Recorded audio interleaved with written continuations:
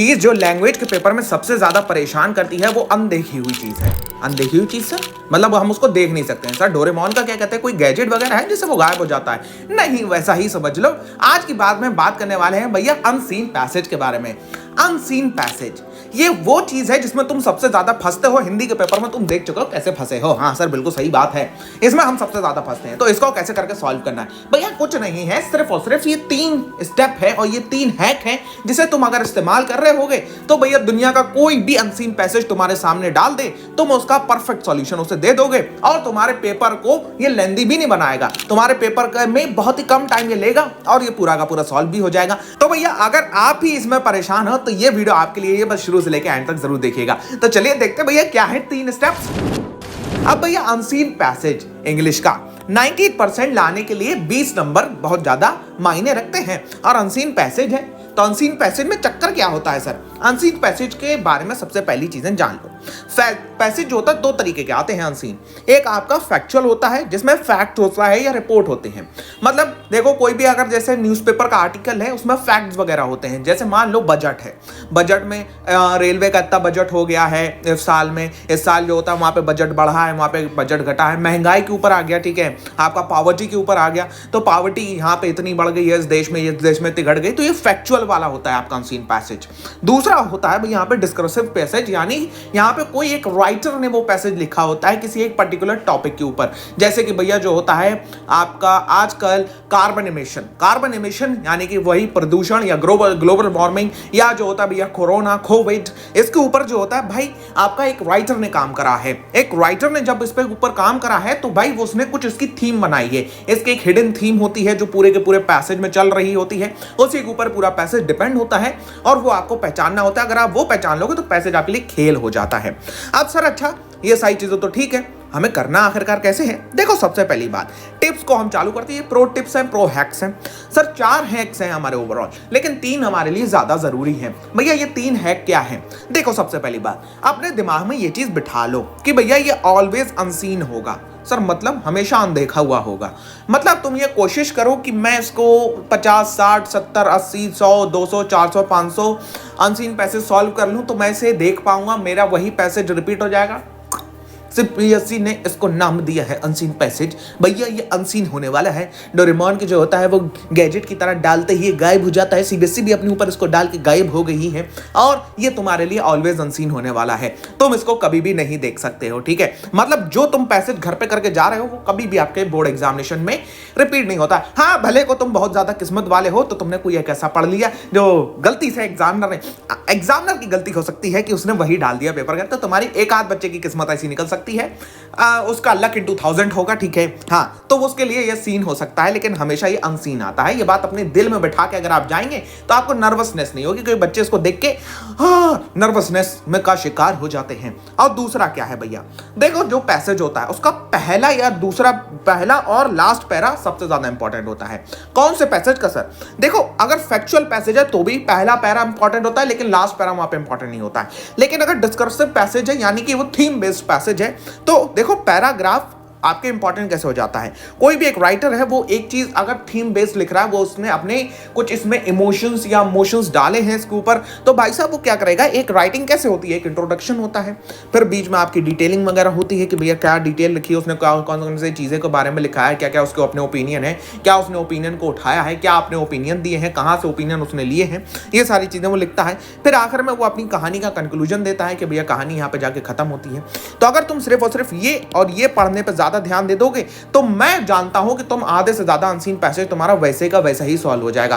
क्यों? क्योंकि अगर तुम सिर्फ और सिर्फ इंट्रोडक्शन और कंक्लूजन ही पढ़ रहे हो तो मेरी जान ये मान लो कि भाई साहब आपकी आधे से ज्यादा क्वेश्चंस डायरेक्ट वहीं से सॉल्व हो जाएंगे। हो सकता है कि तुम्हें पूरा पैसेज पढ़ने की जरूरत भी ना पड़े, सिर्फ इंट्रोडक्शन और कंक्लूजन से कुछ 5 क्वेश्चन उठे हुए हो तो वहीं से इसको टपका डालो। अब सर चक्कर क्या है, उससे पहले हम पैसेज देखें, हम तुम्हें एक चीज और बताना चाहते हैं। हमेशा इसको 15 मिनट में करना है। सर 15 मिनट में मतलब कैसा करना है सर? देखो भाई साहब जो आपका 15 मिनट जो रीडिंग टाइम मिलता है उसको रीडिंग सेक्शन के ही नाम कर दे भाई मेरे। Reading time means reading section. Reading time में आपको कुछ नहीं पढ़ना है, पूरे पेपर को खोल के भी नहीं देखना है पेपर में क्या आया क्या नहीं आया, किधर से आया, क्यों आया, किस लिए आया, मेरे को खास फर्क नहीं पड़ता पूरे पेपर में क्या आया।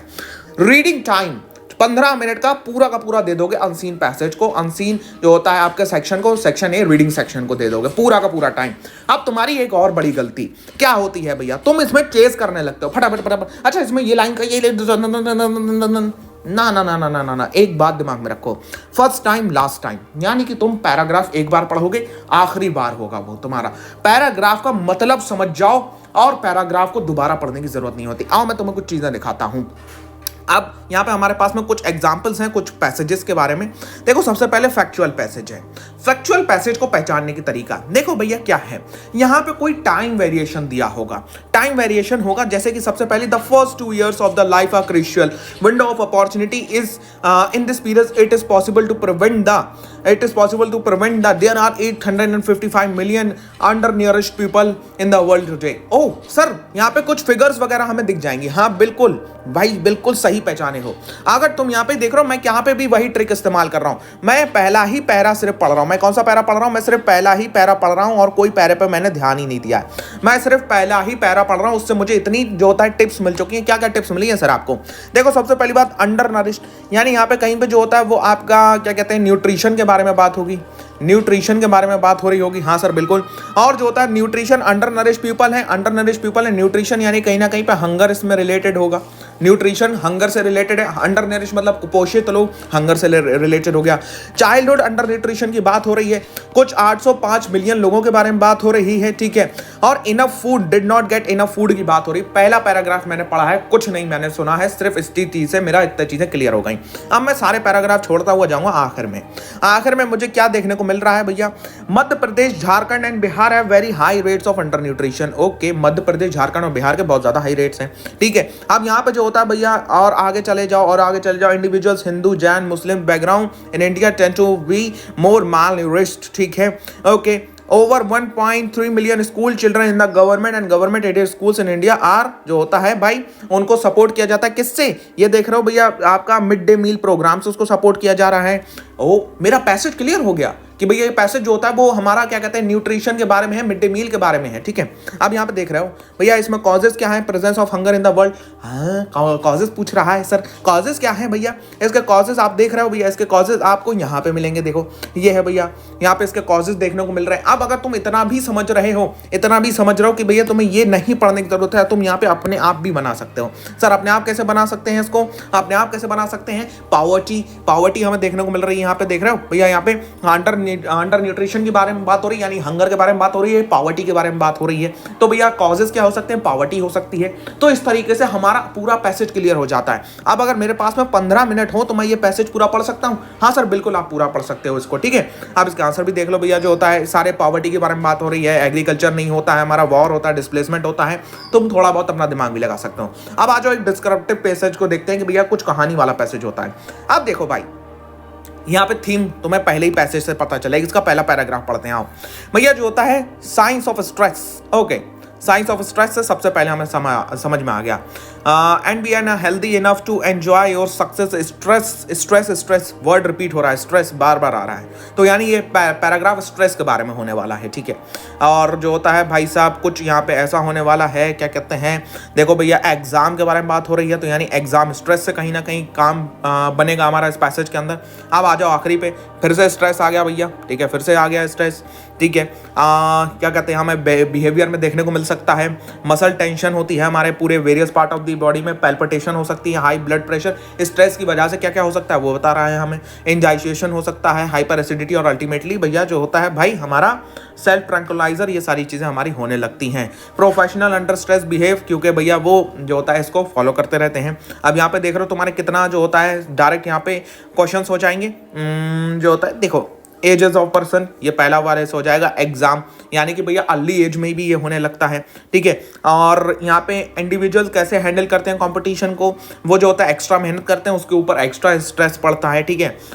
एक्सटर्नल एनवायरनमेंट कैसे स्ट्रेस कॉज करता है भैया, देखो एक्सटर्नल एनवायरनमेंट की बात करोगे तो अगर तुम यहाँ पे थोड़ा बहुत और पढ़ोगे इसके अंदर और पढ़ोगे तो ये देखो, change in the external environment, temperature, pollutants, humidity and working condition lead to stress. Okay, ये क्वेश्चन हमारा सॉल्व हो गया। कितनी जल्दी हो गया अनसीन पैसेज, ऐसा कुछ भी नहीं है। अगर तुम ये बस थोड़ी सी चीज़ें अपने दिमाग में बिठा ले जाओ तो भाई साहब तुम्हारा अनसीन पैसेज एक खेल हो जाएगा तुम्हारे लिए, कोई भी इसमें परेशानी नहीं होने वाली है। और इंग्लिश वो लास्ट सब्जेक्ट है जो तुम्हारा प्रॉमिस तुमने अपने पेरेंट्स से करा है उसको पूरा करने में पूरा का पूरा मदद कर रहा होगा। ये एक फुल अप सब्जेक्ट होता है, इसको एज अ फिलर के तौर पे इस्तेमाल करते हैं अगर किसी के मैथमेटिक्स साइंस में मार्क्स एसएसटी में कम हो जाते हैं।